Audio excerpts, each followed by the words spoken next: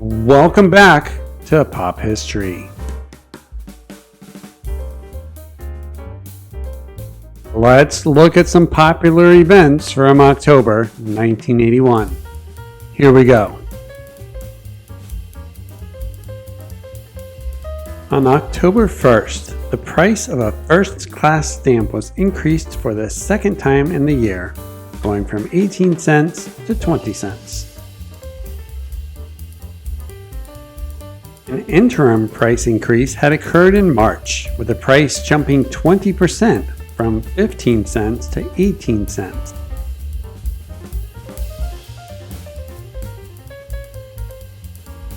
The last time a price change had occurred had been in 1978.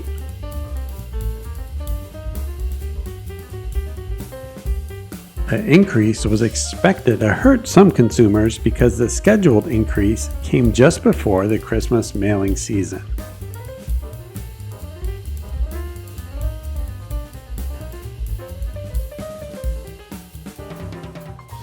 On October 3rd, the Milwaukee Brewers beat the Detroit Tigers 2-1, winning the American League East title, clinching their first ever postseason appearance.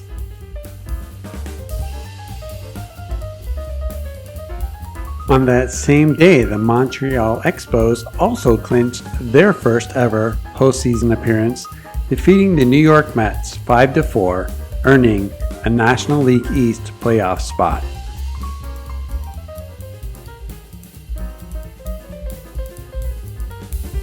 The two teams joined 6 others in competing in the first ever 8-team playoff in Major League Baseball history, the result of a strike-shortened season.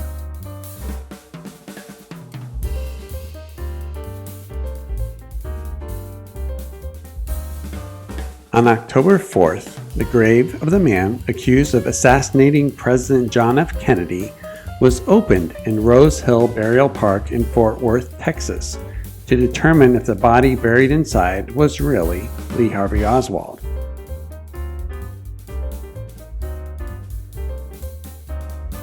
Speculation about the true identity of the body began when author Michael Eados theorized that the corpse might actually be that of a Russian agent.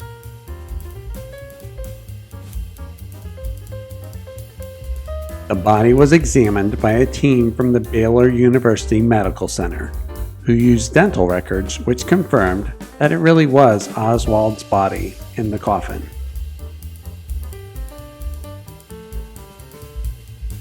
On October 7th, center Bobby Carpenter, 18, played in his first National Hockey League game starting for the Washington Capitals.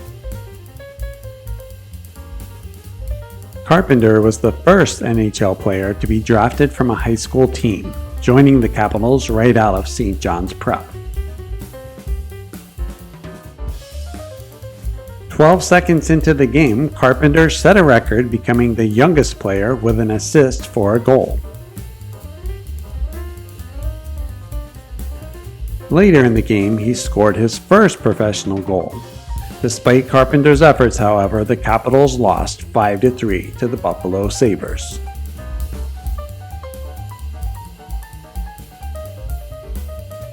October 11th witnessed the first and only time in history that 3 former U.S. presidents flew together on the same airplane.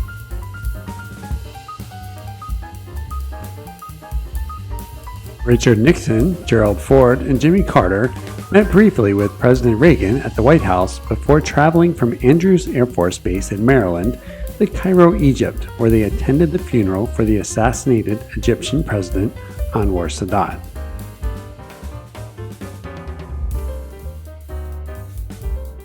On October 9th, American rock singer Prince opened for the Rolling Stones at the LA Coliseum.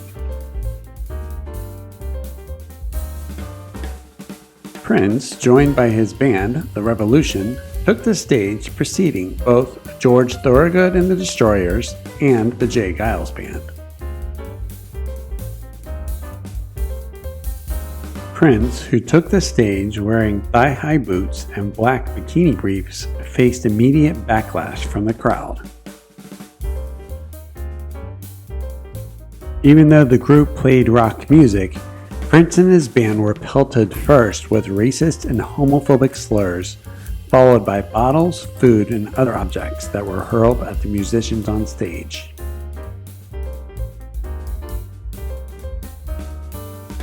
Prince and his band stopped playing partway through their fourth song and quickly left the stage to a chorus of boos.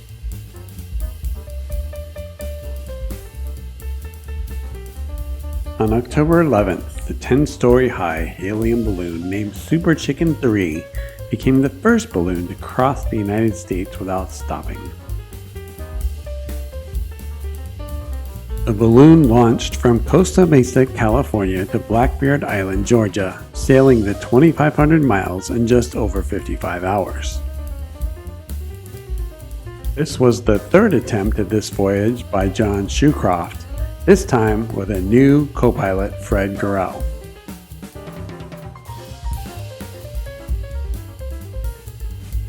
On October 15th, the first audience wave to be captured on video was performed in Oakland, California. Professional cheerleader Crazy George Henderson led the crowd during the seventh-inning stretch of Game 3 of the American League Championship Series game between the Oakland A's and the New York Yankees.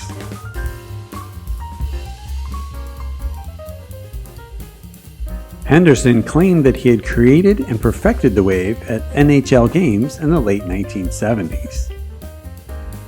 His invention quickly caught on, repeated by all kinds of fans of almost every sport in almost everywhere.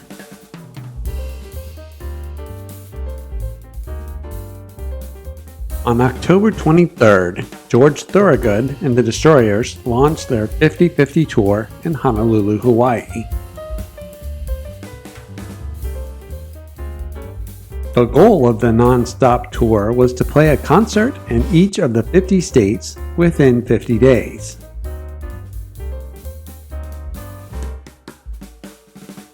The band traveled in a modified checker taxicab, driving between 200 and 500 miles per day for a total of over 11,000 miles.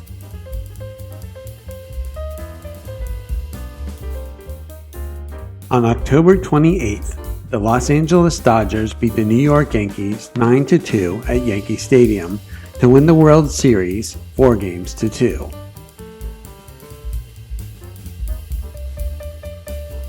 This was the first baseball World Series to occur after a strike-shortened season. The Yankees had made it to the championship after squeaking through the playoffs, becoming the first team ever to come back to win a 5-game playoff series after losing their first 2 games at home. For the first time ever, co-MVPs were selected, with Dodgers third baseman Ron Cey, first baseman Pedro Guerrero, and catcher Steve Yeager all sharing the title.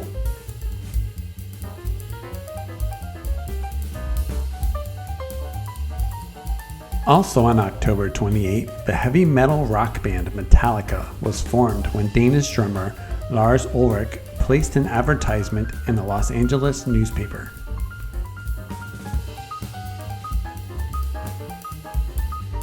Guitarist James Hetfield answered the advertisement in May, and the band was formed 5 months later.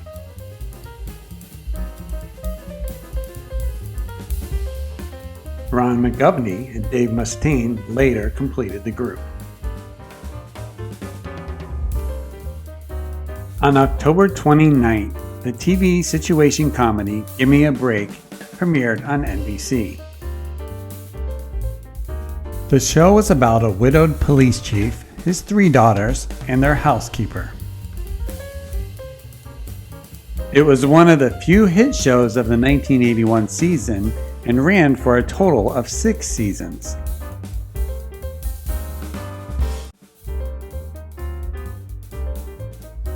Well, that was our look at pop history from October 1981. Keep an eye out for our next episodes coming soon. For now, as always, thank you for watching and joining us in this stroll through our memories from 1981.